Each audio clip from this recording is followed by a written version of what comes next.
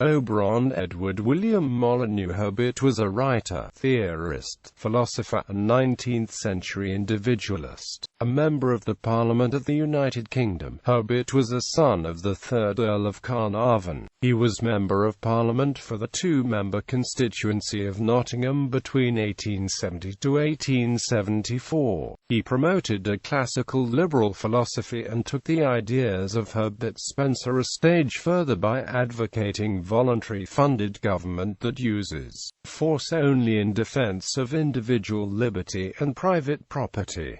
He is known as the originator of voluntarism. Life. Auberon Herbert was born at Highclere Castle on the 18th of June 1838. He was the third son of the 3rd Earl of Carnarvon and brother of Henry Herbert, the 4th Earl. Herbert was educated at Eton College, entering the school in 1850. He left school early, having been elected to a Founders' Kin Fellowship at St John's College, Oxford in 1855. In May 1858 he joined the 7th Queen's Own Hussars at Canterbury with the rank of cornet by purchase, and in June 1859 became a lieutenant, also by purchase.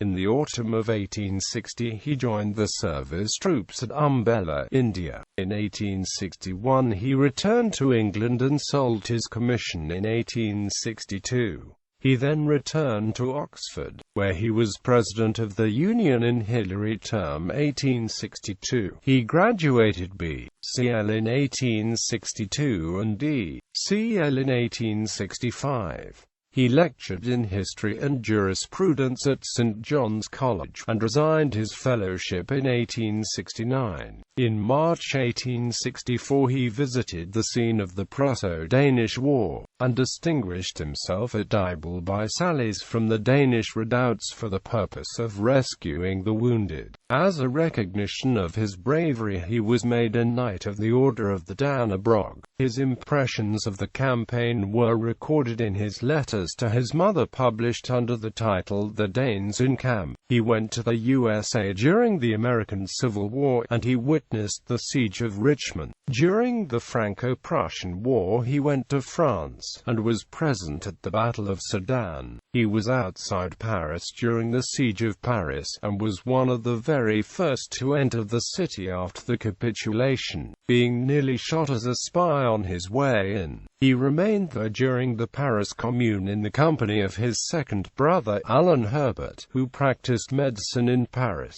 In later life he received the Austrian Order of the Iron Crown, 3rd class, for helping to rescue the crew of the Pear, an Austrian vessel wrecked off Westward Ho. In 1871 Herbert married Lady Florence Amabel, daughter of George Cowper, 6th Earl Cowper. She died in 1886.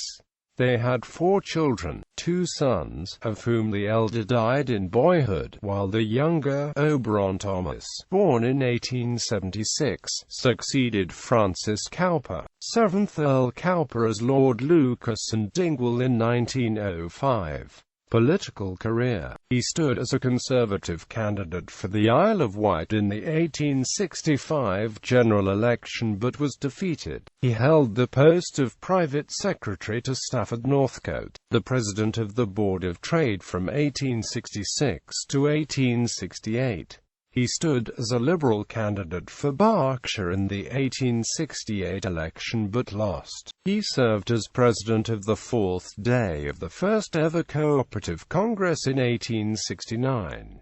He was successfully elected in a by-election for Nottingham in 1870, becoming a Liberal MP. For the Elementary Education Act 1870 he supported the principle that all provided schools should be secular or strictly unsectarian. His support for this act is in contradiction to his later political position. In 1872 he seconded Sir Charles Dilke's motion for an inquiry into the expenses of the civil list, and followed Sir Charles's example by declaring himself a Republican. This led to a scene of great disorder, and the latter part of his speech was inaudible. He took a leading part in the passing of the Protection of Wild Birds Act 1872. He was an ardent supporter of Joseph Arch and spoke at the Mass meeting at Leamington on Good Friday 1872, when the National Agricultural Labourers Union was formed. On account of his objection to taking life, he became a vegetarian. He retired from parliamentary life at the 1874 general election. He took an active part in the agitation caused by the Bulgarian atrocities, organized in 1878 the Great Anti-Jingar demonstration in Hyde Park, against the expected war with Russia, and in 1880 championed the cause of Charles Bradlaugh, speaking at some of the stormy Hyde Park meetings. He was an ardent but independent supporter of Herbert Spencer. His creed developed a variant of Spencerian individualism which he described as voluntarism. In 1884 Herbert published his best-known book, A Politician in Trouble About His Soul, a reprint with alterations and additions from the Fortnightly Review. In the first chapters the objections to the party system are discussed, and in the last chapter Spencerian principles are expounded and the doctrine of laissez-faire is pushed to the extreme point of advocating voluntary taxation. In 1890 Herbert started a small weekly paper, Free Life, which soon became a small separate monthly paper, the organ of voluntary taxation and the voluntary state, which ran until 1901. Later life. On leaving Parliament he took to farming, purchasing Ashley on Wood Farm in Ashley, New Forest, where he lived till his wife's death in 1886. He then moved to the neighborhood of Burley in the New Forest, and built, after a pre-existing building, the old house, which was his home until his death on the 5th of November 1906. He was buried in a grave in the grounds of his house. Voluntarism. Government, he argued, should never initiate force but be strictly limited to its legitimate duties in defense of self-ownership and individual rights, and to be consistent in not initiating force they should maintain themselves only through voluntary taxation. Quote, he stressed that we are governmentalists, formally constituted by the nation, employing in this matter of force the majority method, however, using this force only in a defensive mode. He strongly opposed the idea that initiation of force may somehow become legitimate merely by constituting a majority, reasoning that, if we are self-owners, neither an individual, nor a majority, nor a government can have rights of ownership in other men. Herbert recommends a central agency to defend liberty and property that is funded by a voluntary tax, calling it government. Quote, in his essay, A Politician in Sight of Haven, Herbert does discuss the franchise, stating it would be limited to those who paid a voluntary income tax. Anyone paying it would have the right to vote. Those who did not pay it would be, as is just, without the franchise. There would be no other tax.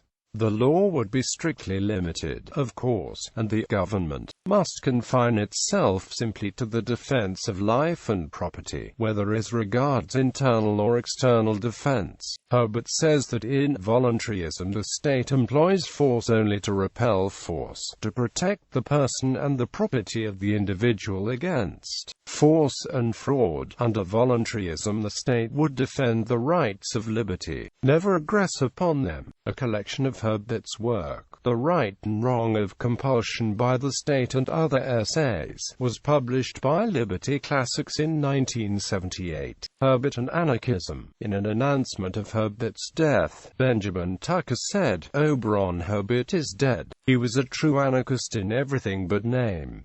How much better to be an anarchist in everything but name than to be an anarchist in name only. Tucker praised Herbert's work as a magnificent assault on the majority idea, a searching exposure of the inherent evil of state systems, and a glorious assertion of the inestimable benefits of voluntary action and free competition, while admonishing him for his support of profit in trade. According to Eric Mack, Herbert felt that people who, like Tucker, favored the free establishment of defensive associations and juridical institutions were simply making a verbal error in calling themselves anarchists. Mack says, Herbert was also regarded as an anarchist by serious and reasonably well-informed critics like J.A. Hobson and T.H. Huxley. Herbert explicitly rejected the label anarchist for his ideas. He argued that anarchy was a contradiction and that the voluntarists reject the anarchist creed. Quote,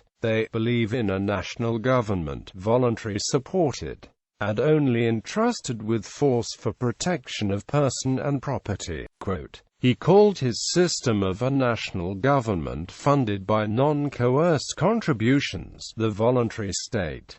Quote, according to Chris Aim, he refused to accept the label of anarchist, largely because of a semantic decision whereby he labeled the defensive use of force as government. Richard Sylvan points out that a variety of political arrangements and organization, including governments of certain sorts, are entirely compatible with anarchy.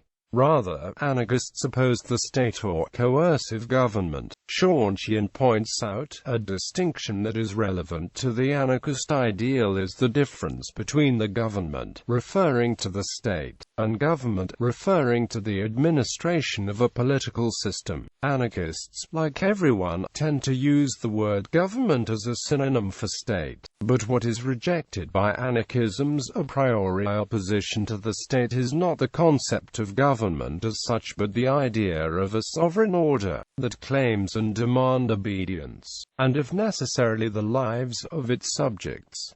Anarchist William R. McKercher notes that Herbert was often mistakenly taken as an anarchist, but a reading of Herbert's work will show that he was not an anarchist. The leading British anarchist journal of the time noted that the Auberon Herbertites in England are sometimes called anarchists by outsiders, but they are willing to compromise with the inequity of government to maintain private property.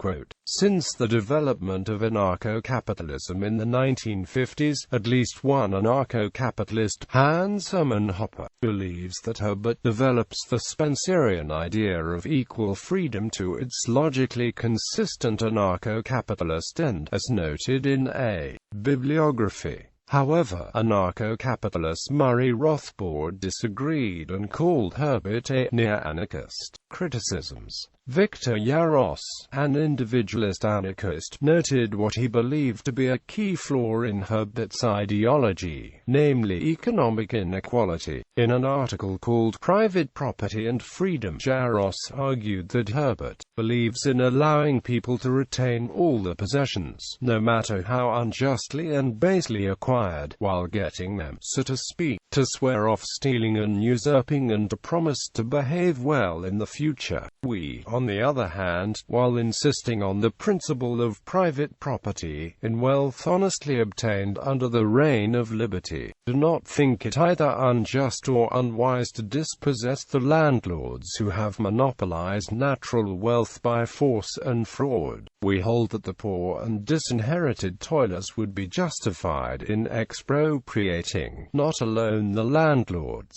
who notoriously have no equitable titles to the lands, but all the financial lords and rulers, all the millionaires and very wealthy individuals.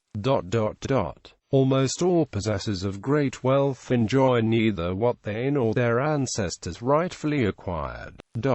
If he holds that the landlords are justly entitled to the lands, let him make a defense of the landlords or an attack on our unjust proposal. According to Karl Wadner, Herbert never defended his position in liberty. Anarcho-communist Peter Kropotkin echoed Yaros and argued that the modern individualism initiated by Herbert Spencer is a powerful indictment against the dangers and wrongs of government, but its practical solution of the social problem is miserable, so miserable as to lead us to inquire if the talk of no force be merely an excuse for supporting landlord and capitalist domination.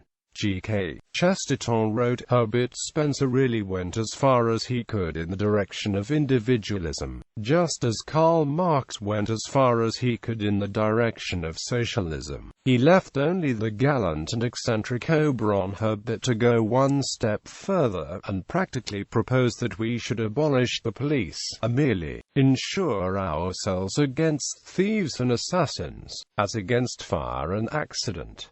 John A. Hobson, an early democratic socialist, echoed the anarchist critique in his essay on Herbert, A Rich Man's Anarchism. He argued that Herbert's support for exclusive private property would result in the poor being enslaved to the rich. Herbert, by allowing first-comers to monopolize without restriction the best natural supplies, would allow them to thwart and restrict the similar freedom of those who come after. Hobson gave the extreme instance of an island, the whole of which is annexed by a few individuals, who use the rights of exclusive property and transmission to establish primogeniture. Quote, in such a situation, the bulk of the population would be denied the right to exercise the faculties or to enjoy the fruits of the labor, which Herbert claimed to be the inalienable rights of all.